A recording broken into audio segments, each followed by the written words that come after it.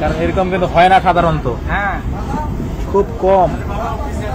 সেখানে এইরকম ট্রেন উল্টা দিক দিয়ে যায়, তাই না?